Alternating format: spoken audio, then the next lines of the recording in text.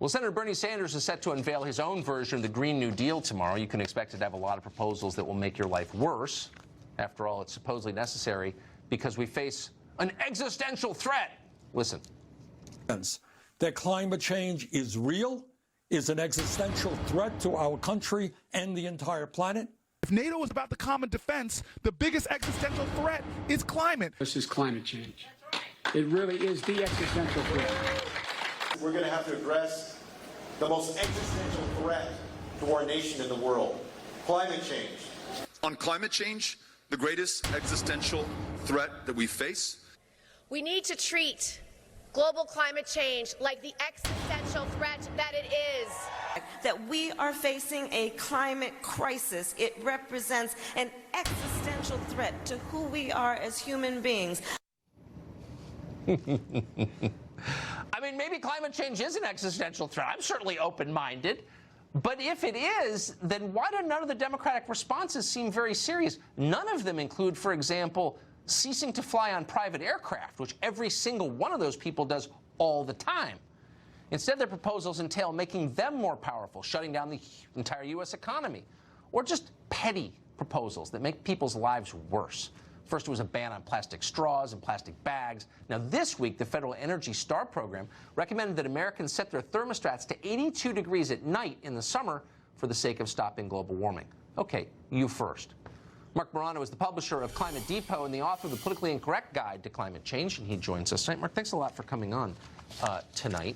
So there is this weird disconnect between the nature of the threat, which is terrifying. It's Godzilla, basically, going to destroy all of us, and their proposals, which are petty and small bore and disconnected from science. Why? They are. In fact, the best quote was a University of Pennsylvania scientist, geologist, who said, even if we faced the climate catastrophe that they claim, none of the proposals offered by the EPA, the United Nations, or the Green New Deal would have any impact on the climate if, in fact, carbon dioxide controlled the climate. It's pure symbolism when it comes to the climate. And that's what's so shocking. The Green New Deal is nothing more than the same solutions they were peddling in the 1960s and 70s for the overpopulation scare, for the resource scare, limited resources scare. Peak oil. Yeah. So, yeah, all of that, and it's the same exact solution. All they're using is global warming as the latest scare to have the same solutions of wealth redistribution,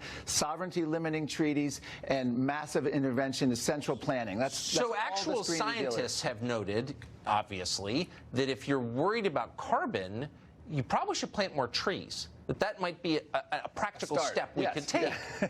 There's zero interest I can see from any of these people in doing that. That would, by the way, make the country prettier. But they have no interest in that. Why? No. In fact, if you go, Arnold Schwarzenegger, governor of California, climate champion, big champion of the Green New Deal and all these other proposals. Oh, phony. He proposed to Californians as governor in a video address to the state that they should air dry their clothes on a hanger for 6 months, on the clothesline for 6 months, in order to reduce their carbon footprint. At the same time, he was flying a daily jet to the governor's mansion, to his house, because he didn't, for very few people, but for Arnold Schwarzenegger, the governor's mansion was a step down in the quality of his life, So he daily commuted, but told Californians that they should have air drying clothes. The same state, by the way, in California, mentioning Energy Star in these regulations, they proposed emergency control over people's thermostats in 2008 in order to control the energy flow of California. And this was, even the New York Times balked at this and said, this is the outer limits. Remember the outer limits, something's going to be taking over your TV?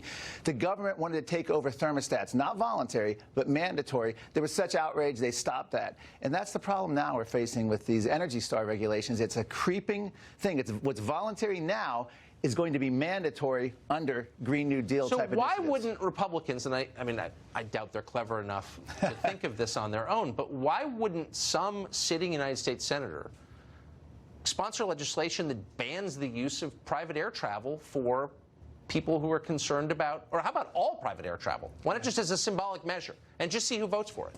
That would be a fantastic idea. The Republican Party, most of their time, they don't want to deal with this issue at all. Even Trump administration, cabinet members just are silent. Trump himself is the only one in his administration who really wants to speak and push back on this agenda. Right. So that's part of the problem. The rest just want to lower capital gains taxes. They want to talk about the regulatory impact, but they don't want to. They don't want to go at the heart of it. That idea is a fantastic idea because it would expose them all. Bernie Sanders himself, even Hillary staffers talked about how much he demanded in order to campaign for had to be on private jets. He spent millions on private jets back and forth during his 2016 campaign. And the left makes excuses for this. The New Republic had an entire piece lecturing the rest of us who dared criticize Al Gore for having the largest single house in the state of Tennessee and commuting back and forth to New York on a private plane. We were the bad ones for noting that.